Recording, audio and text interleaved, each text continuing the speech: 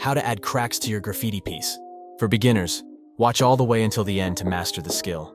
Before you start to randomly place lines everywhere, you need to understand how cracks are formed. This is the difference between your cracks looking realistic or forced. You want to use quick, sharp lines with very minimal pencil pressure. Cracks break down in plates, getting smaller and smaller, coming to a point. Notice the different size plates and the small cracks that form off of each other. With that being said, practice drawing a variety of different shapes and jagged lines to see what style you like the best. Don't think about it too much, as you want your cracks to seem unpredictable. Now it's time to add them to your sketch. I like to start off with an indent in the letter, and this will be where your break starts off. Then I'll pick an opposing side and do the same thing with the lines meeting at a point. Play around with the techniques that were previously shown. Where you place your indents, you can have parts of the letter flying off in order to create a more diverse effect. One thing to avoid is adding too many cracks to important parts of your letter structure. Otherwise, your piece will become unreadable. Look how messy this part of the T looks. You can either choose to add cracks to the full piece or only a portion of it. Once you are happy with the detail, grab a black marker and outline around the full piece, ignoring the cracks for now. Let me try that again. There we go. Now, using a fine liner, it's time to add emphasis to the cracks. Instead of outlining every line, you want to only trace over the start of the crack and the middle portion where needed. Use quick and fast strokes to create sharp cracks. Take your time, rewind or pause the video if needs be. This part is what will really elevate your piece.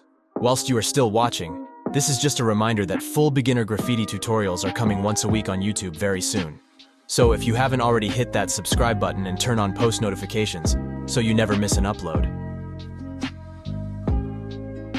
I like to use small lines that only cut into the letter a little bit. Now erase those guidelines and you'll be left with your piece looking something like this. You can leave the outline thin, or you can add a bold line around the piece to use a variety of different line widths. Now it's almost time to fill in your piece. For color choice, you want to use 3 shades of the same color, one light, one darker, and the darkest shade.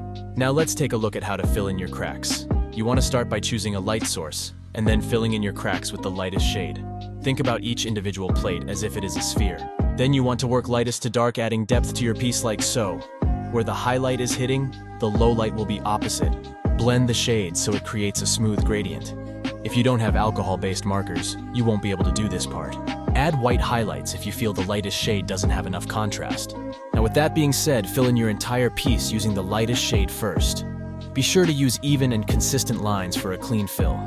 After you've finished laying down your base color, choose a light source for your piece. My light will be coming down from the top right. That means every edge on the right side will be highlighted. Now come in with the second darkest shade, leaving all those highlighted edges. Your piece should look something like this. Now from here, take the darkest shade and add the lowlights opposite to your highlights. Like so.